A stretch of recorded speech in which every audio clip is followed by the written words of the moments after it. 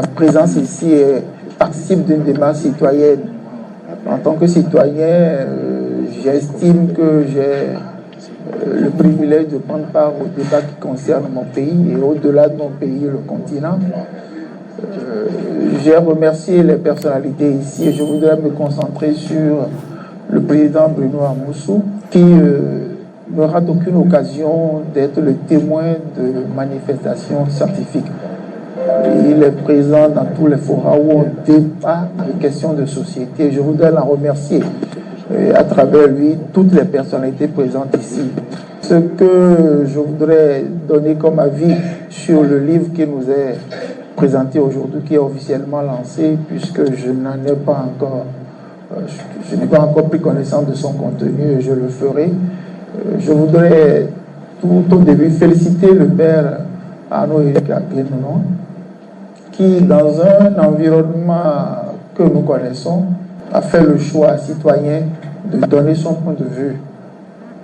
Je le félicite d'autant que nous, dans les sociétés qui sont en quête de démocratie, parce que nous n'oublions pas, la démocratie c'est une quête permanente.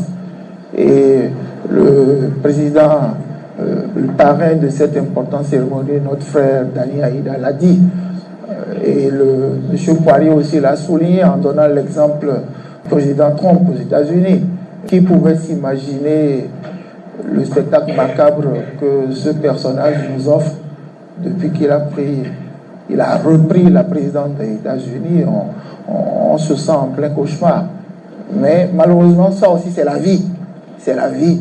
C'est la vie. On n'a jamais fini d'apprendre. On n'a jamais fini d'apprendre. On finit peut-être de grandir. Il faut qu'on continue de dire ce que nous pensons. En ayant à l'esprit que la démocratie, c'est au moins la possibilité pour chacun de nous, chacune de nous, de dire ce que nous pensons. Mais on oublie un aspect important.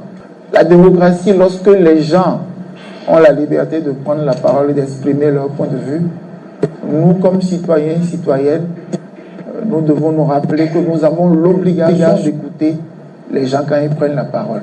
Nous avons l'obligation, ce n'est pas une faveur. Si nous reconnaissons aux autres le droit de dire ce qu'ils pensent, quoi leur sert-il de dire ce qu'ils pensent si personne ne les écoute? Et ça, c'est un message à l'endroit de tout notre personnel politique. C'est un message à l'endroit de tous les citoyens. Le père Éric Aguenounon est dans la présentation du livre par mon cher collègue Paul-Marie Ouessou, que je félicite. J'ai eu du plaisir à découvrir le livre à travers la présentation qu'il en a faite. Et cette présentation a aiguisé mon appétit. Je le rassure, je vais lire le livre, je vais acheter mon exemplaire. Il faut qu'on continue de se parler.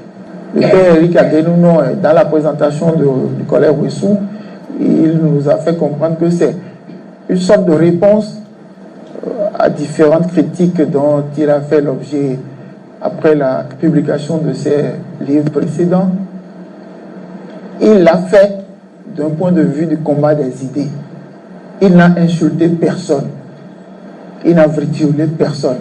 Je crois que de plus en plus, nous devons insister là-dessus. Nous devons mettre un terme à la culture de l'insulte, de l'injure, des attaques ordurières. C'est dommage pour notre pays. On n'a pas besoin d'insulter quelqu'un parce qu'il exprime un point de vue différent du nôtre. Parce que nos enfants regardent la télévision. Nos enfants, ils sont plus connectés aux réseaux sociaux que nous. Ils lisent tout ce que nous mettons comme message. Donnons à nos enfants l'occasion d'être fiers de nous. Il ne faut pas qu'ils croient que c'est comme ça. Moi, je vais vous raconter une anecdote. Je connais quelqu'un qui a pris une deuxième femme. Il a pris une deuxième épouse. Je ne vous encourage pas à la polygamie.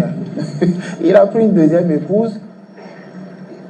Et puis j'ai discuté avec lui pour comprendre les raisons qui l'ont amené à cela. Et il m'a dit que dans sa première expérience de vie de couple, il a cru que la vie de couple, c'est la permanence des affrontements.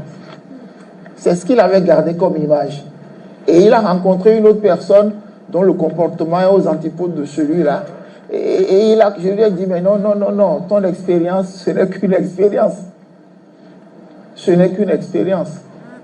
Donc, rappelons aux compatriotes que nous avons tous le droit d'avoir notre point de vue, mais nous devons aussi souffrir que les autres ne pensent pas comme nous. C'est cela qui fait la vie démocratique. Le combat des idées, c'est le combat qui évite tous les drames. Le combat des idées, c'est celui qui nous préserve contre tous les excès. Il faut garder cela à l'esprit. Et c'est la raison pour laquelle moi je fais l'effort d'être présent à l'IAJP, parce qu'on reçoit tous les points de vue, on accepte tous les courants politiques. Et chaque personnalité qui arrive ici a la liberté de dire ce qu'elle pense. C'est un label pour notre pays. Travaillons pour que ce label soit enrichi. Félicitations, Père Arnaud-Éric Aguenounon.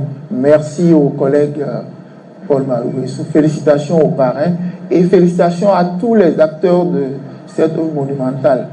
Préfacier, postfacier et le directeur de thèse de notre frère et ami, le Père Arnaud-Éric Aguenounon. Merci à vous tous et à bientôt.